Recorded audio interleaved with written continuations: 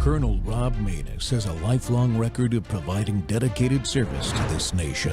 Having worked his way up from the enlisted ranks to full colonel, he served our country for more than 32 years. He has served as a bomber squadron commander, bomb disposal technician, Joint Chiefs of Staff Operations Officer, assisted the National Security Team with the campaign plan for the global war on terrorism. He authored the first theater nuclear war plan and served as the Vice Commander of America's largest airborne intelligence wing. Colonel Rob Maness is a true American hero.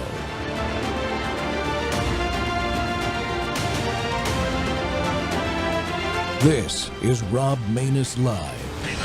Thank you, Brandy. Here at the Lake Mars boat launch is where the investigation, or excuse me, the search party is going to be set up. You can see here over my shoulder, the Jackson County Mobile Command Unit is already here and set, and there is a pickup truck on the other side of it for the Jackson County Sheriff's Office as well.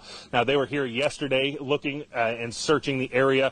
What we know right now is that Nolan Wells was last seen without a shirt in blue swim trunks with some sunglasses on around 3 p.m. on the 4th of July over at Horn Island.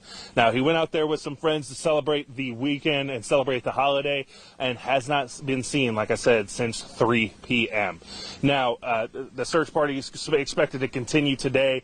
The United Cajun Navy is expected to also take some aircraft up in the air to help with the search efforts. I've already heard about 2 planes go over my head this morning as well. We got a chance to speak with the United Cajun Navy earlier about this investigation moving forward. You know, if you were one of the group that was with him, or if you were on the island and you were there and saw anything, please don't be afraid to come forward and tell the authorities exactly what you know, no matter what you might think might be some consequences or whatnot. But it's very important right now in these critical moments that we get truthful, confirmable information.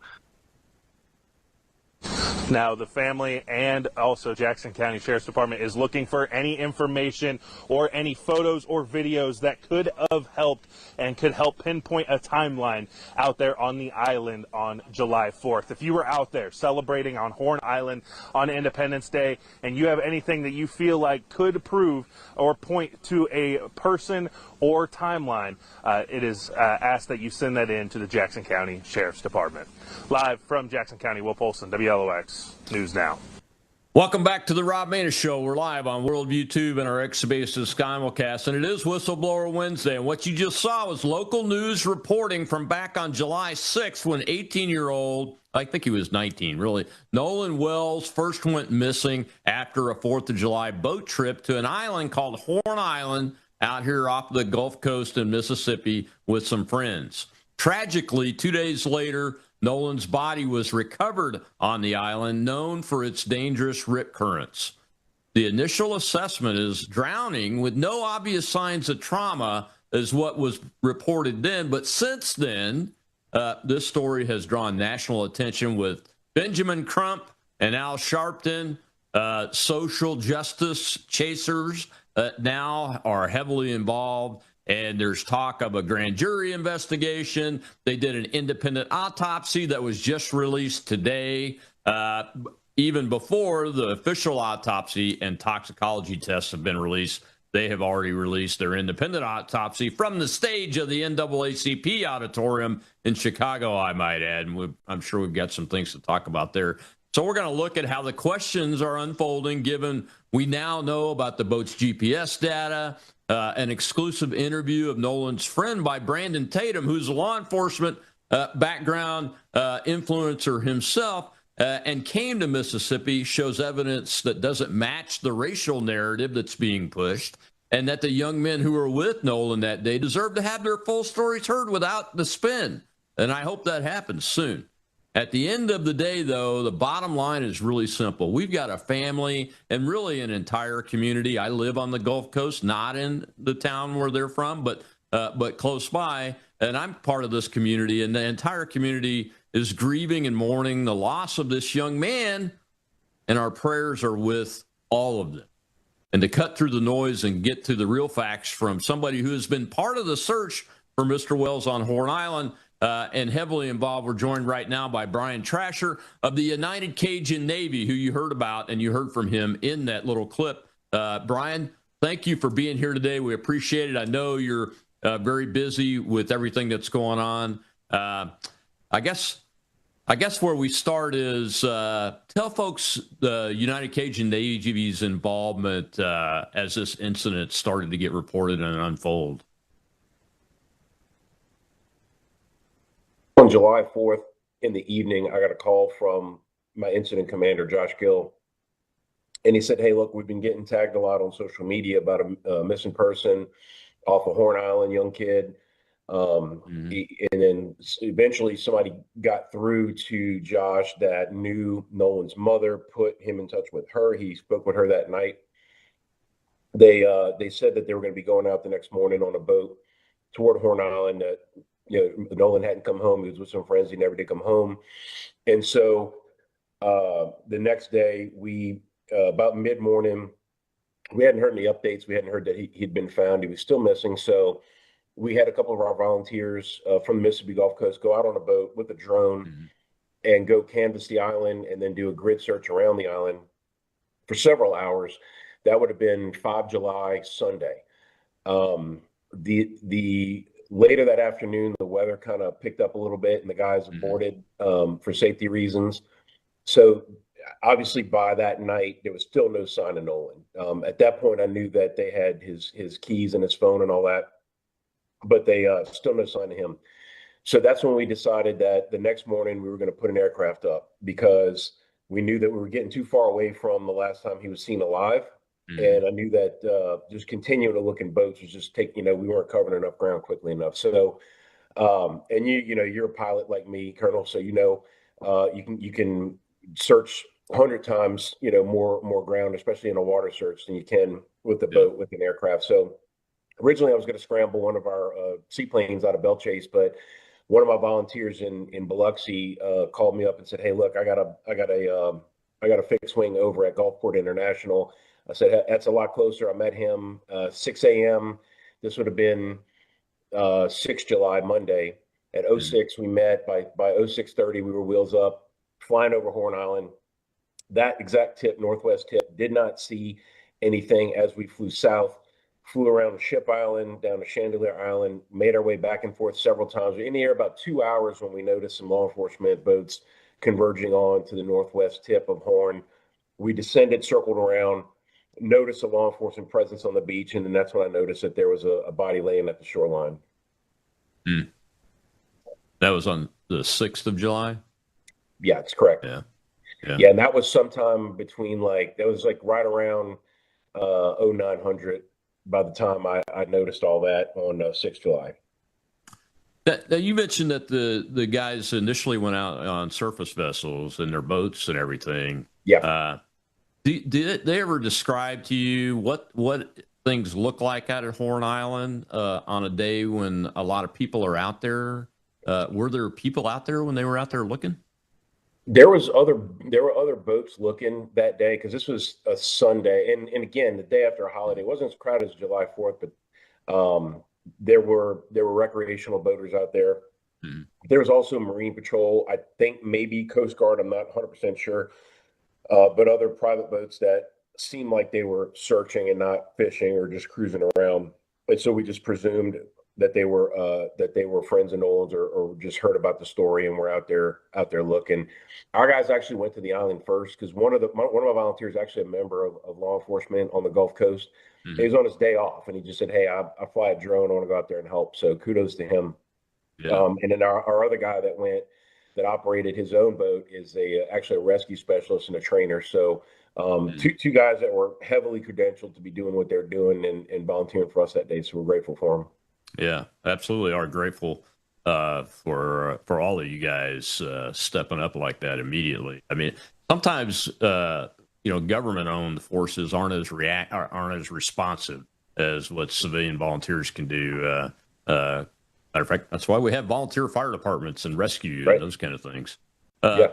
So let me ask you this. When you made that plea, that was on 6 July on the clip I showed at the beginning of the show.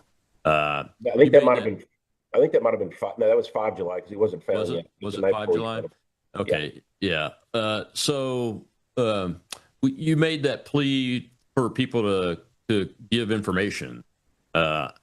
Was something driving you to ask for that at that point, or was that just a routine call for, hey, you know, we need, if you were there, you know anything at all, even if you don't think it's important, you should call it in.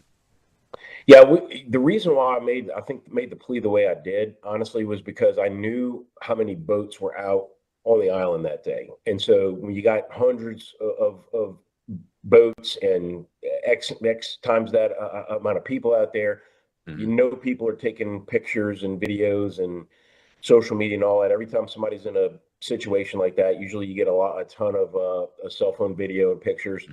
So I figured there's a lot of footage out there that day that people did not know, had no idea how significant it could be. Right. And so I was just saying, hey, if you know, and at that point, like law enforcement and the parents and all that were already asking for all this.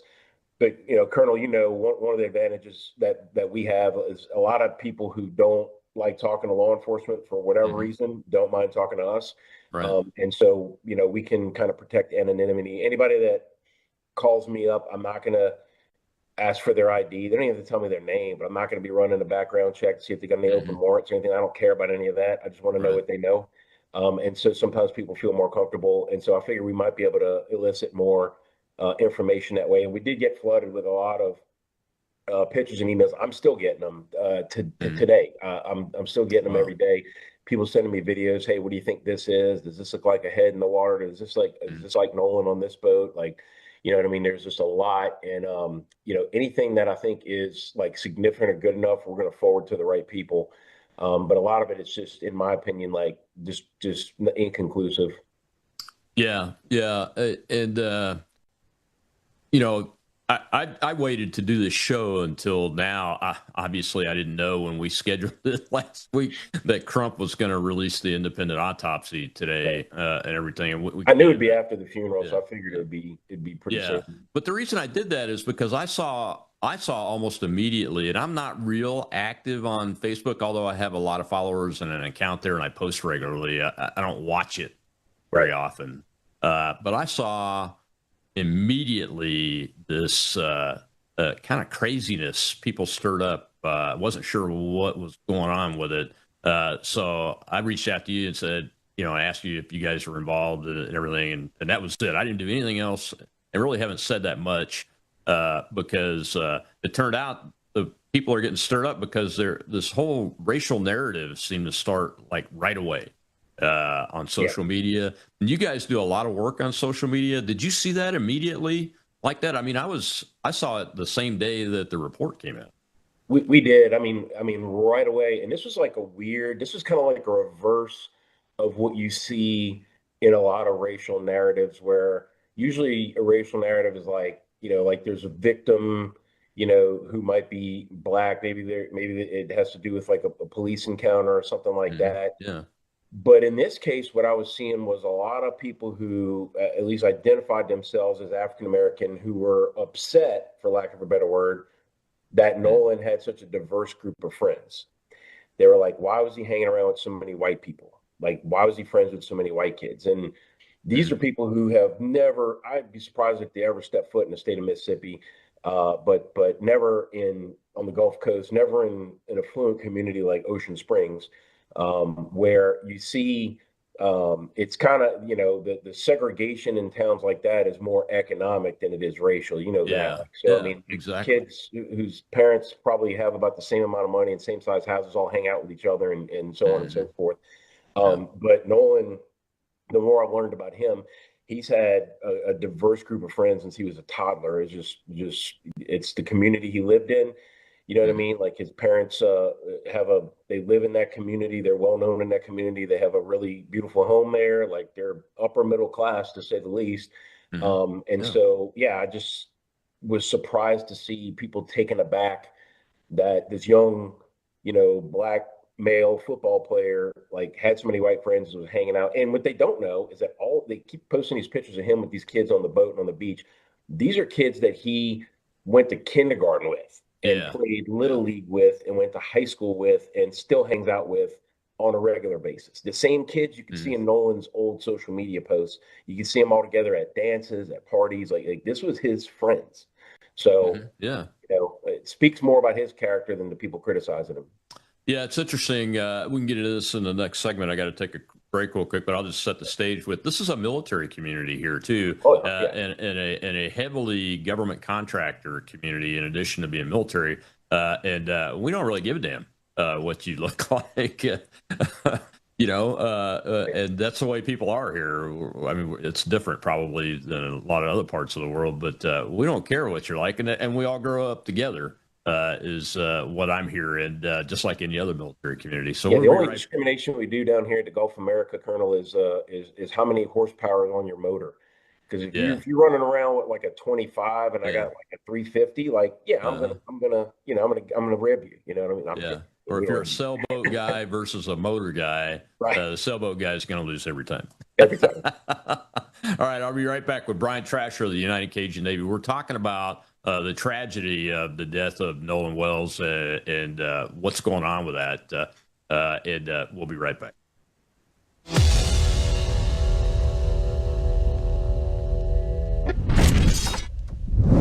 At a certain age, you stop chasing younger. You start protecting what helps you feel steady, strong, and well.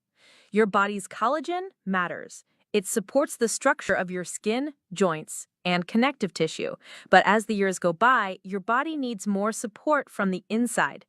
That's where Bella Grace Elixir comes in. Bella Grace Elixir combines Verisol collagen, the world's most clinically proven collagen, with Asteryl astaxanthin and cat's claw in a proprietary blend designed to help support the processes that reconstruct collagen, while also offering antioxidant and anti-inflammatory effects. And this isn't just for women. It's for men and women who want to age with more confidence, more care, and a daily wellness routine that supports the body from within. One simple elixir, thoughtfully formulated for whole body wellness. Take care of the body that has carried you this far. Order Bella Grace Elixir today at melissahousebg.com.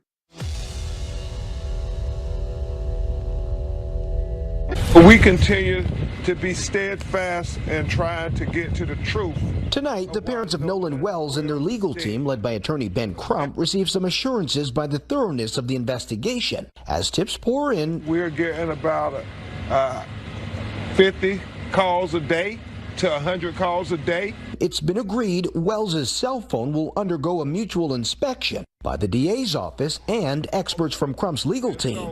The hope is that when this is presented to the grand jury, all relevant witnesses and evidence will be presented to them so that we can have a fair and impartial investigation.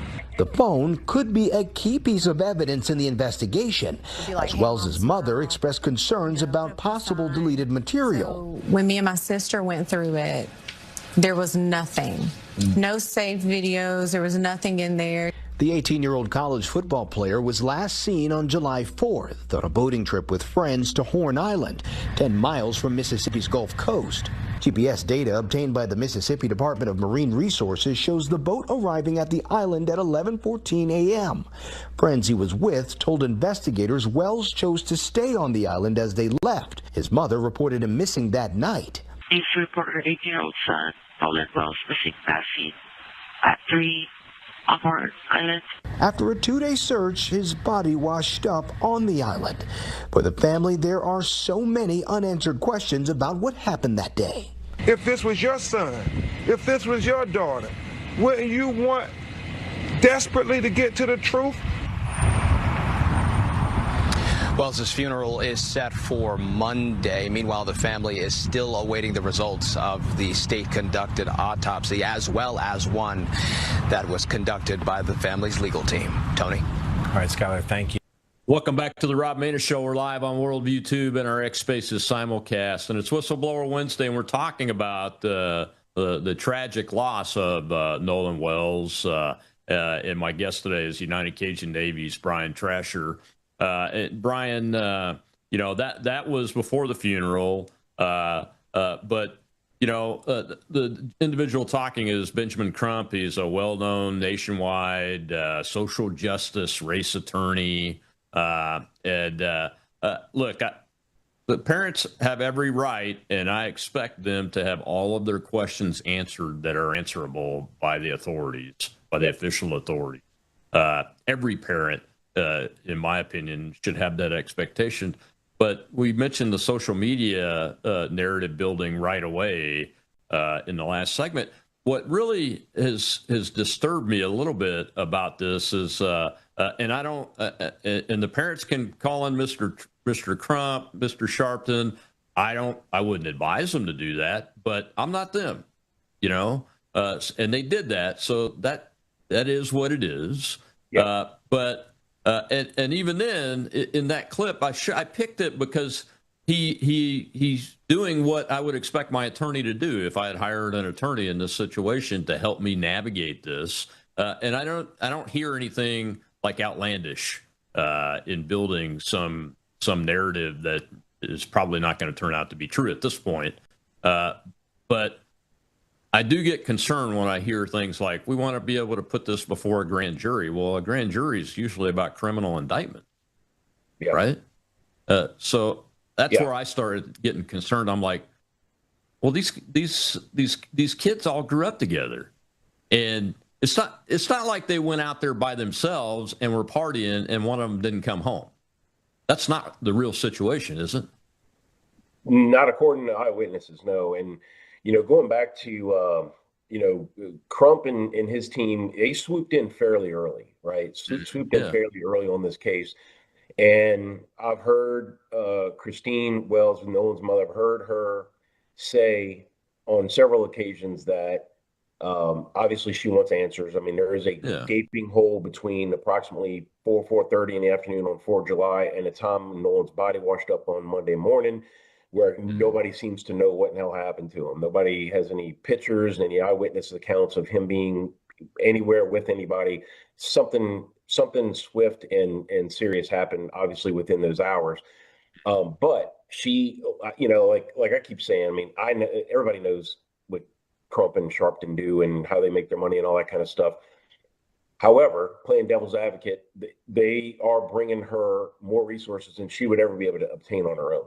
And more attention than she'd ever be able to obtain on her own. So I think in her mind, she's like, hey, I need help, and these guys are offering help and a lot of it, and so I'm going to take it. Now, I hope that the public doesn't then loop Christine and Elmore into the Al Sharptons and the Ben Crumps of the world, because they really are good, honest, hardworking people who just had an unimaginable tragedy and are just probably doing everything they can to stay above water right now. Bad analogy. Just do everything they can just to kind of stay sane right now.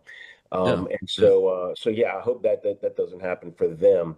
But yeah, going back to the narratives of what happened that night and the stories that the friends, apparently the boat that Nolan went out on was taking water. The bilge wasn't working.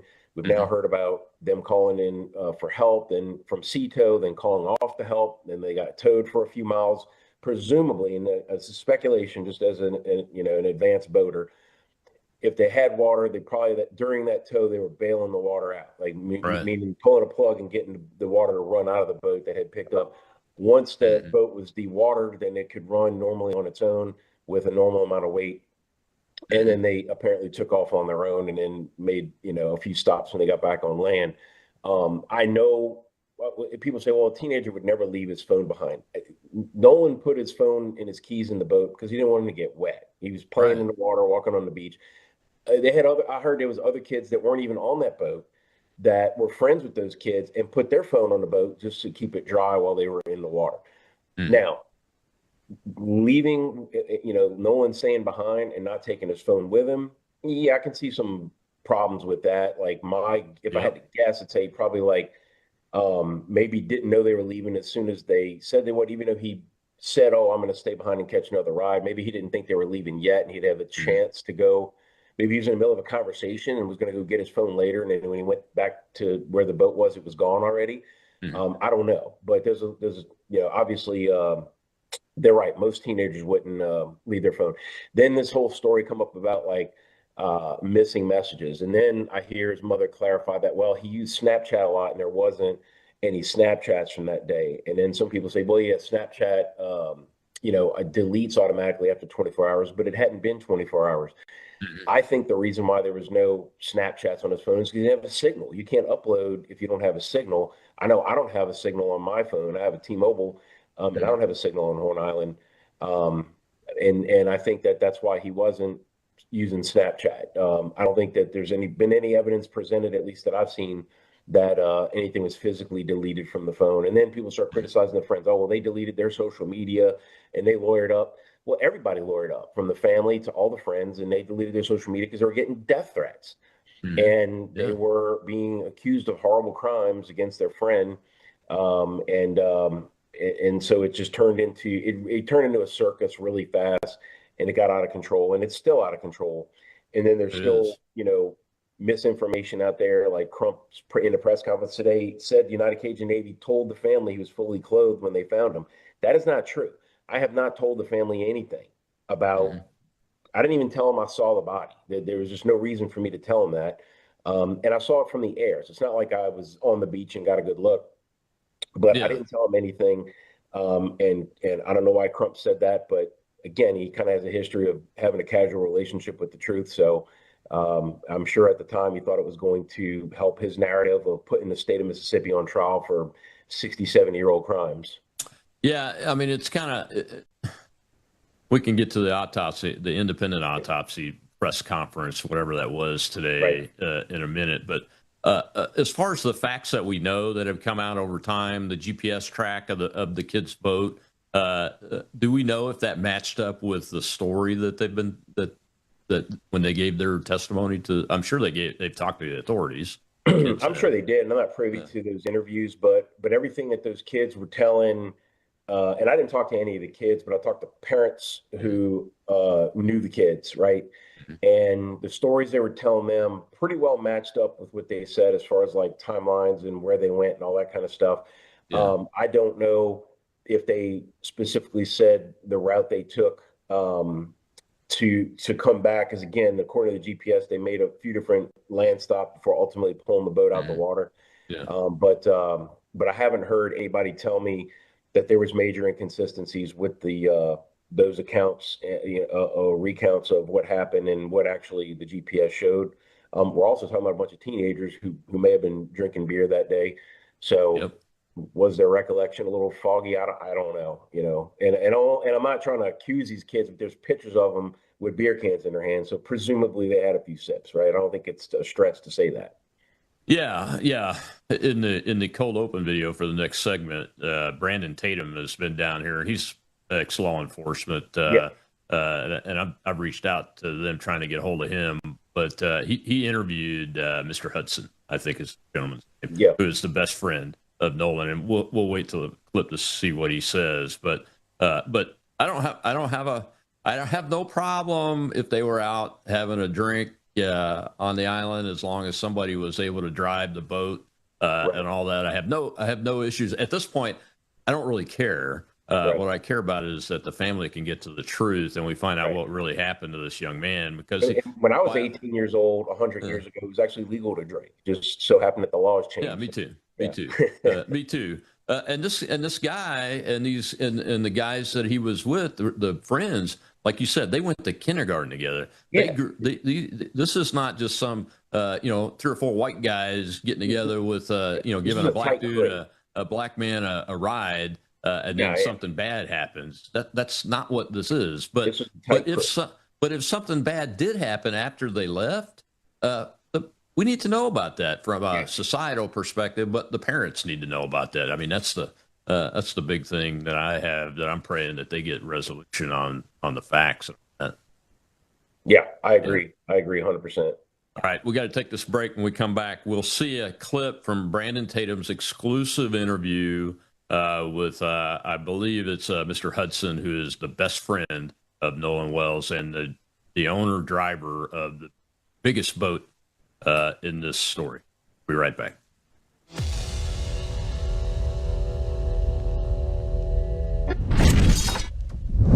Take a look at the water you just poured. It looks clean.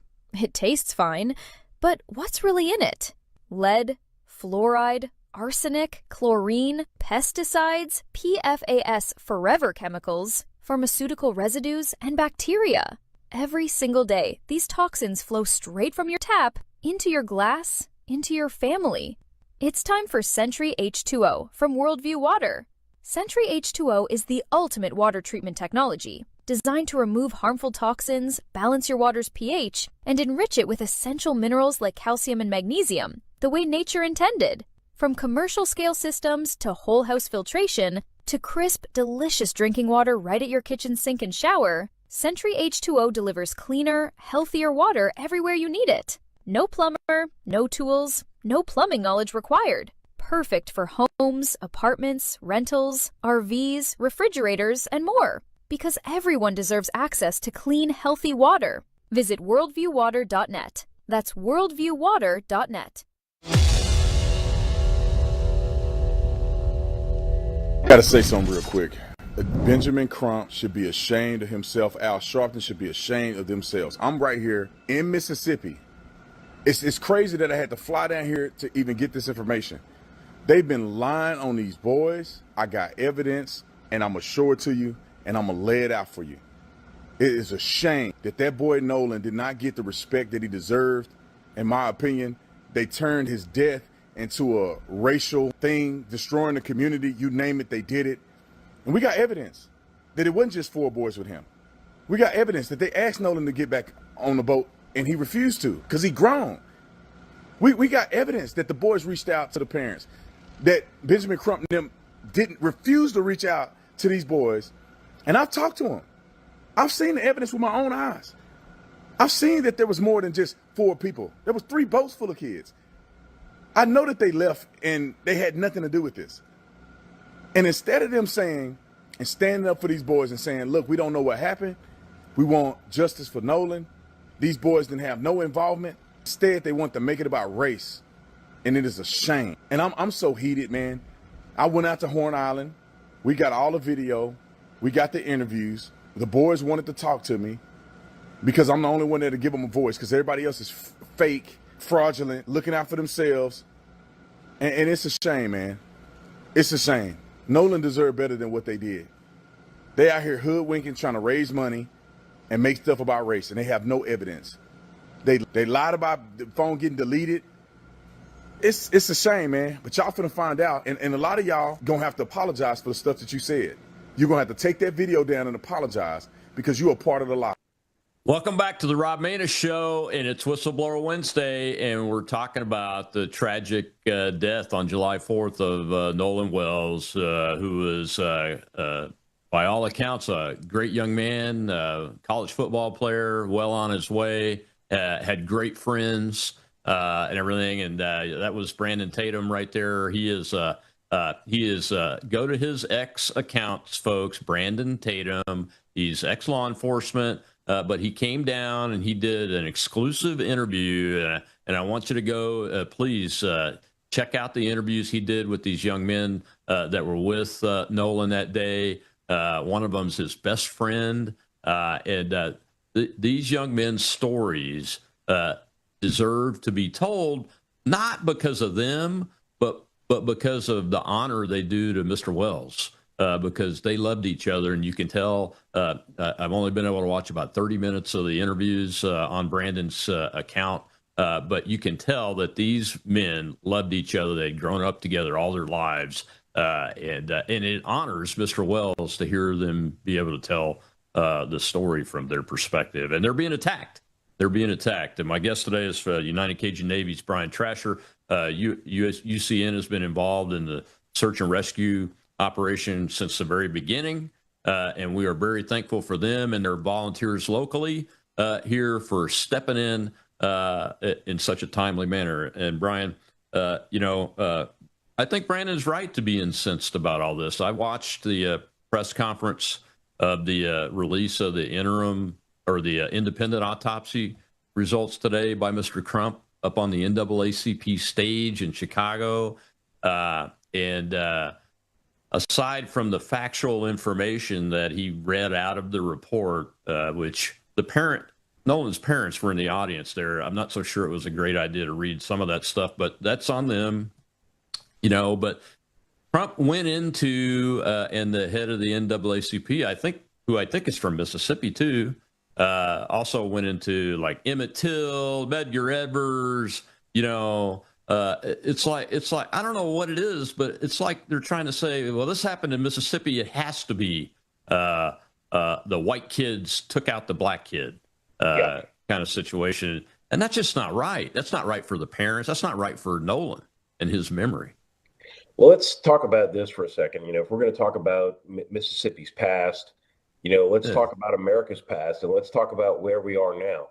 On the 250th anniversary of the founding of this country, Nolan Wells, a young black man, was hanging out at a party on an island with a bunch of his white friends.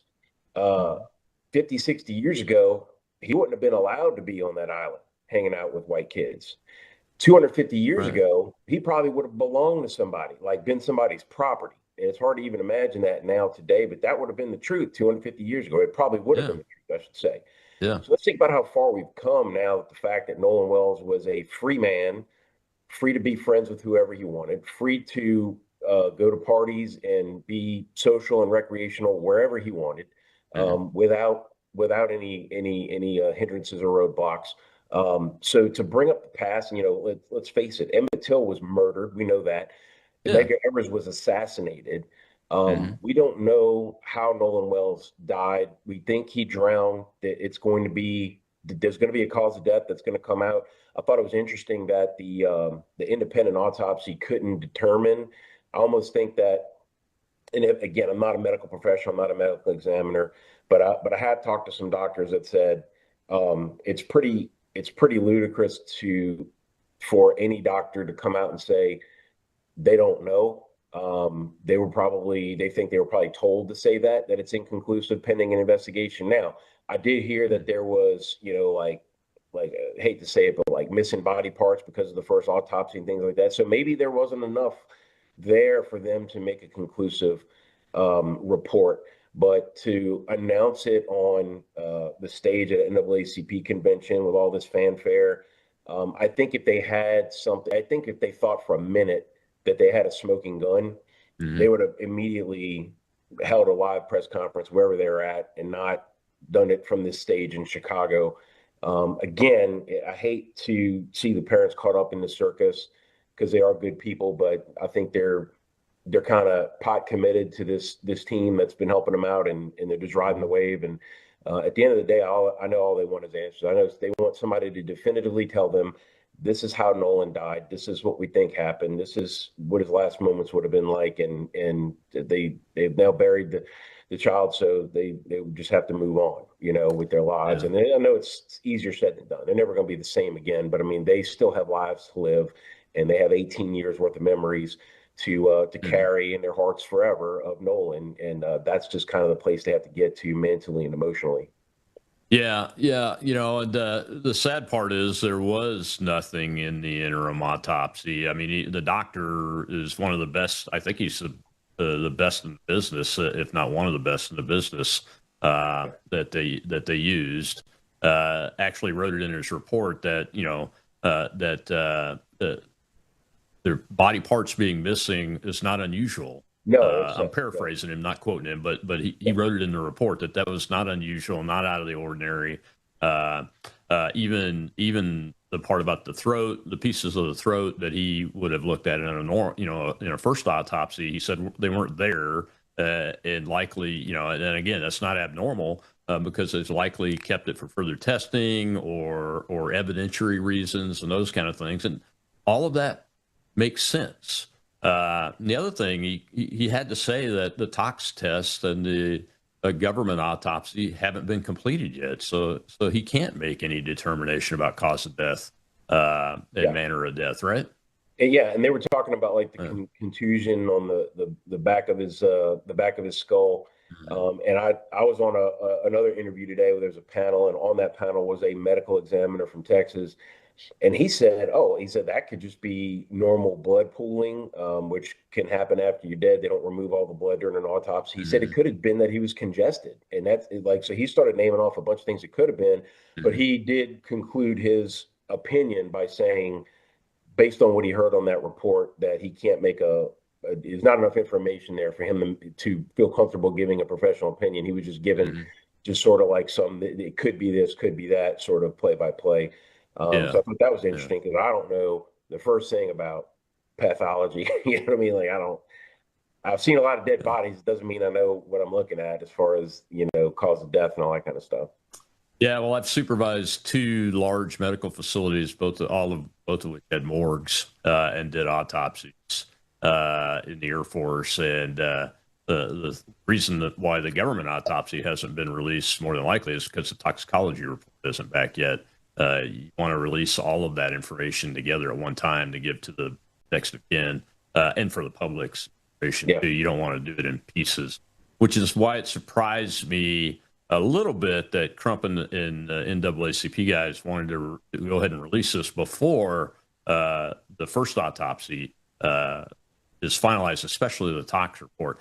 It leads me to believe, and I'm going to speculate just a second, that they think there's something in there that's going to detract from the media, communication of this I think that they have a good idea of what that official autopsy is going to say, and it's not going to be good for their so that they want to get all this again. That's why they did it on a big stage, where they did it and all that, and you got to try to milk this for everything they can before the cow dies.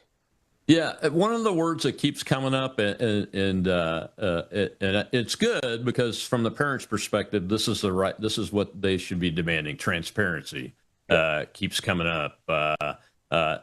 You guys on United Cajun Navy, like you mentioned before, you can take anonymous reports and gather information, and you do gather information on incidents like this. Has the Crump team been communicating with you guys? Are you feeding them information? Or can you talk about that? No, we actually offered early on some services, such as like taking, if they had any like private investigators or their lawyers or anything like that out to Horn Island, or just showing them where the body was discovered. We even offered to, there was some stories out there that like, the boat, like people were saying, the boat went back out. So they think Nolan, when the fake picture came out with the pool party and all that, so they're saying that was the night of July 4th. And they say, he did come back, and they killed him. They brought him back out there and dumped him and all this kind of stuff. All that fell apart very quickly. Number one, when they found out the pool party photo was from like a week earlier. And then number two, the more and more eyewitnesses talked, they had placed him on the island after his friends had left. However, having said all that, the boat that Nolan supposedly rode on and when it had brought back his keys and his phone and all that, we offered to have our canine dogs inspect that boat for decomposition. The dog would know if there was a dead body on that boat. They said, we heard that they clean the boat. I'm like, it's pretty normal to clean a boat after it's been in salt water all day. I said, but there's only one kind of chemical that can get rid of decomposition. You have to do a pretty thorough job. You'd have to know what you're doing. And I know these people don't even know what kind of chemical that is, or how to properly how to clean it up to throw off trained cadaver dogs. And so the dogs would know right away, and they declined. They didn't want us to do that. That's an interesting question. I hadn't thought of that. Because it doesn't matter how long a person's been dead. A cadaver dog, it could be a month. It could be a month. The dog it could be a few minutes, and the dog smell that plane that crashed in Lake Pontchartrain in December with those 2 pilots from the Gulf Coast. Our dog smelled the decomp in 13 feet of water from the boat. Oh man. So you ain't fooling these dogs. Yeah, you're not. Well, we got to take one more break. That's how we found that plane. She hit twice in the same spot. We put a diver down, and the fuselage of the plane was down there. So that's amazing. There's no amount of cleaning that any civilian without experience would be able to do to throw these dogs off. Yeah, absolutely. Well, Brian, we got to take one more break. When we come back, I wanted to play a clip from the family. His mom will be in this next clip, and just fair warning, it's emotional, folks, because this family is heartbroken. and nothing will ever replace this young man for them. So we'll be right back with United Cajun Navy's Brian Trascher.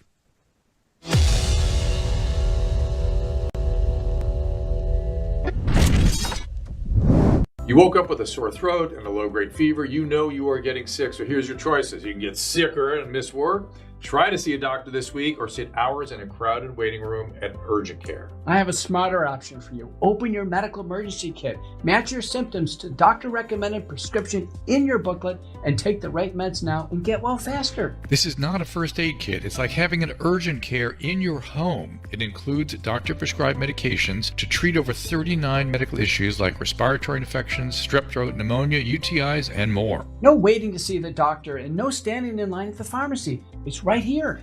Every home should have at least one medical emergency kit, and here's how to order. Go to worldviewhealthcare.com. Your kit to treat dozens of common and serious illnesses is rushed to your door. worldviewhealthcare.com. That's worldviewhealthcare.com. The emergency kit available at worldviewhealthcare.com. Make sure you don't have to go to urgent care. I got pneumonia. I didn't have to go. I took this last year. Stayed at home, went to bed.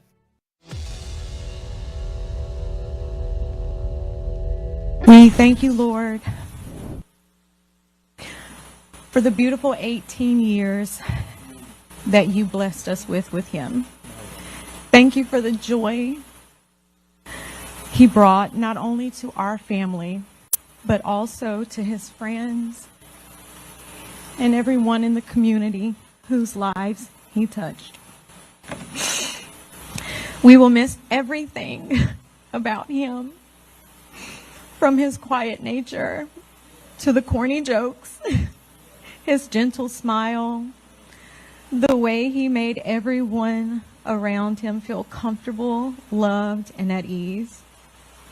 Your absence has left an emptiness that can never truly be filled. A piece of our hearts will always be missing. I want to start off by saying how proud I am of you, my son. You grew up to be a very young man that everyone enjoyed to be around. The constant lectures from me about having character, self-respect, self-discipline, and perseverance really hit home with you at an early age. You were not just making a name for yourself on the football field, the basketball court, and the baseball diamond, but you were also laying the groundwork for your little brother Elmore. I nicknamed you Mr. Cool Hands because it seemed like you was catching a touchdown every game. You wanted to be the best. So I poured all my knowledge into you. Welcome back to the Rob Maness Show. It's Whistleblower Wednesday, and we're discussing the tragic death of Nolan Wells, a young man that was very much loved by his family and friends, and it's a tragedy. It's a tragedy of his loss and a tragedy for the family, but it's also a tragedy for his friends who are being accused of doing something wrong before the investigation's even been completed. The main autopsy's not out yet, but the Crump team went ahead and released the independent autopsy with a lot of missing information, because you have to have the first autopsy results really to have the complete picture, as the doctor and the forensics doctor in the independent autopsy pointed out several times in his report, that it's normal for things to be missing, and that he couldn't make a determination on certain aspects of it, like cause of death, the manner of death, and those kind of things. So my guest today is United Cajun Navy's Brian Trascher. UCN has been here from moment one, on the ground, in the air, and supporting this family. And Brian, when I watched Brandon Tatum's interview of Mr. Hudson, who was the guy with the main boat, and I say main boat because apparently there were 3 boats with somewhere between 20 and 30 people in them that all went out together to Horn Island, which tells you, paints a totally different picture than what comes through from the media transmissions and communications through the Crump team, doesn't it? One of the things that a lot of these media types that I've talked to over the last couple of weeks, that are from New York, California, Atlanta, wherever, have all said, "Hey, look, I'm not trying to sound dumb here, but like, what's Horn Island? Like, what is it?" And I'm like, "Look," I said, you're in California, like San Diego, you got Catalina Island, you got Avalon. On the East Coast, the Carolinas, you got the Outer Banks. In New York, you got the Hamptons. Like, it's a barrier island. It might not be as fancy as those places, but it's a barrier island with a pretty beach and pretty water. And people go out there in their boats and they hang out recreationally. There's nothing on it. There's no hotel. There's no resorts, restaurants, bars, anything like that. You got to bring everything you want to have with you. But it's what us Gulf of America people do on Fourth of July. So yeah, I told you that to tell you that how much it highlights just how much people don't know about the Gulf Coast and its culture and things. That's why they jump to a lot of conclusions and got a lot of things wrong. Trying to be first means that they sometimes not the most accurate, and that did not change in this situation from the media perspective. But I will say there's a lot of networks and print publications that have reached out that these reporters genuinely just wanted to know what happened. They wanted to know our involvement, what was our opinion of what happened, all that kind of stuff. They really just wanted to get the story and not create one. So I appreciate those folks.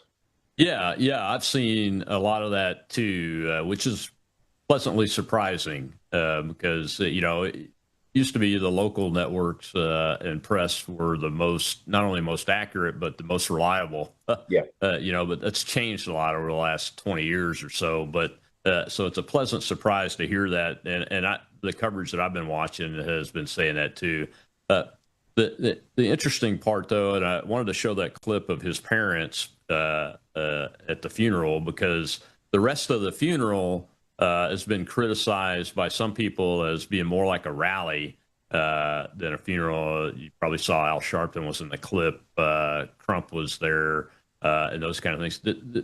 And I didn't see much other coverage than that one little clip there. Is that accurate, or are people just saying that because it's Crump and Sharpton are involved? So there was two events. There was a funeral, a repast service, okay, right, and then there was what his mother called a celebration of life. She even said when she announced the plans for the funeral that Nolan would not have liked a bunch of people standing around crying about him, so she wanted to have it feel more like a party, something that he would have enjoyed attending himself. So I did see, pictures of, kind of some lively folks, and that's common for the celebration of life type event. So I think that is probably what you saw clips of. It was not the actual casket in the room event. Mm-hmm. Yeah, and we wish them all the success in the world to get the information that will help them come to grips with this. I mean, you never get over losing a child, I know. No. So that's why the whole community is praying for them. Has the United Cajun Navy reached any conclusions based on the facts that you guys have experienced about this whole incident?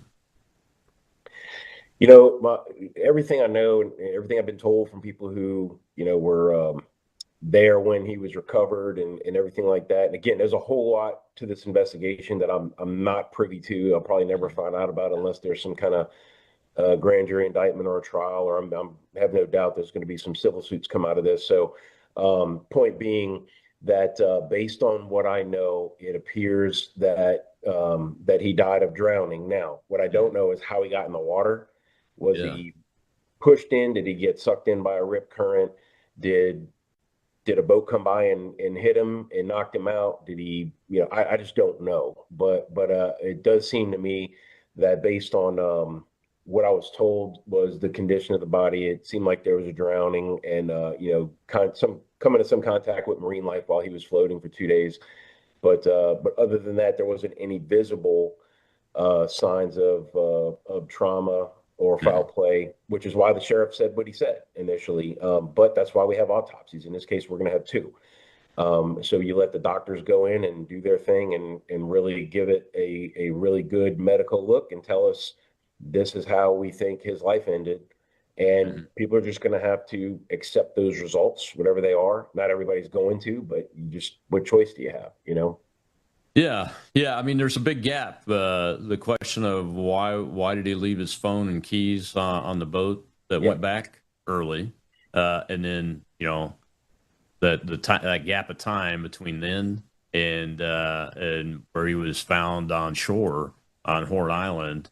I mean that's the big place where the parents need as many more answers than they probably are going to get, I would imagine.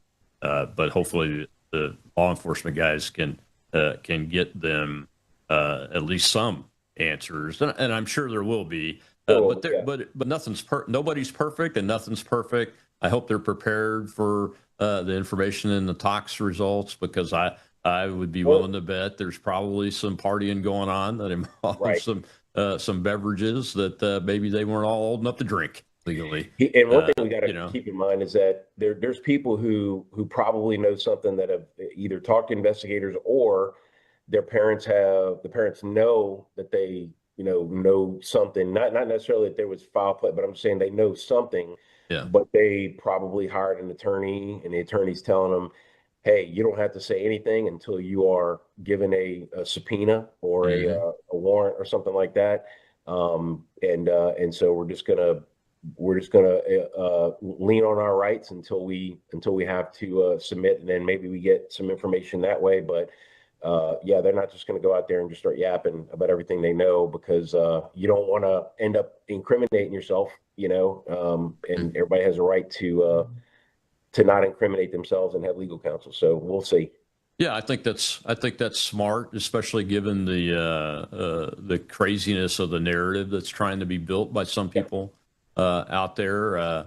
Because once the facts are known, all the facts that are knowable can be known. We want the parents and the community to have confidence in those, and if other witnesses are out there, talking out of turn, before there's any kind of hearing or deposition or a court appearance and those kind of things, is the wrong way to go. It's just the wrong way to go. So his mom seems like a nice like they seem like good people. His parents. Have they said anything about the death threats to, I think one of the kids' moms is a local judge down here that he was with among his friends. Have they said anything publicly about the death threats and those kind of things? Yeah, Christine did an interview a while back where she said that she was made aware that people were being threatened and accused of things and all that, and she said that needs to stop. We need to have the facts, and just they're making things harder on everybody, including them, by spreading this misinformation and making accusations without knowing any facts. So yeah, she was on there, and look, even the local NAACP very early on came out and said, hey, look, we're keeping an eye on this. Like, we're very interested to see that there's transparency and professionalism, but again, don't jump to conclusions. Let's wait until we see some facts. And so that's fortunately been, some responsibility taken by, and these are locals, right? So, I mean, these people don't want their community burned down, you know what I'm saying, by a bunch of outsiders. So, yeah, and that's just kind of now we got to wait for the state medical examiner, see if that jives with what the private autopsy says, and then just where the chips fall is where they fall at that point, Colonel. I don't know. Yeah, I think they're right to do that. It's on the community leadership and leaders, both formal and informal, to let the facts get out there, and make sure that they're all uncovered. I mean, that's their job. The government side, that's their job and their responsibility to Nolan, to his parents, and to the community. And I think the extremist group that showed up, there was one extremist group that showed up and marched through Ocean Springs on the protest, peaceful protest day, that probably got some folks' attention. We need to be out there talking in a balanced way about this, and let the facts be developed so that they can be out there. Yeah, unfortunately, I didn't hear about any violence or property damage or anything like that. So even though it's a group with quite a reputation, they seem to have behaved themselves, and if they really want to. If they want what they say and think about Mississippi to come to fruition, start tearing up public property and committing violence in Jackson County, Mississippi, you're going to find out real quick what the business end of the stick feels like. Absolutely right. Well, man, we got Tropical Storm Bertha barreling through right now. I know you guys got work to do. Tell folks where they can find you, and I'll let you go. Yeah, UnitedCajunNavy.org is our website. We're on all the social medias, just at United Cajun Navy. Just make sure you get the official Cajun Navy organization. Yeah, we have meteorologists out there on the scene, and we have our storm chasers and folks ready. It looks like Bertha's taking some shearing, so she might not be as strong, but you still got to watch for surge and flash flooding, possible tornadoes, all those kind of things that can disseminate from this kind of a low area, low pressure. So everybody have a plan, be ready to execute it. And if you get in trouble, call the United Cajun Navy. Thanks, Brian. We appreciate you, and thank you guys. And we pray for y'all. And remember, pray for the Wells family, pray for Nolan, pray for his friends and their family. They are hurting too. They are lifelong brothers that loved each other. You can see it in everything that I've been able to see publicly. I'll see you tomorrow on Truth Thursday. Jeff Clark will be here from the Oversight Project. It'll be an interesting conversation, I'm sure. A lot of legal developments lately.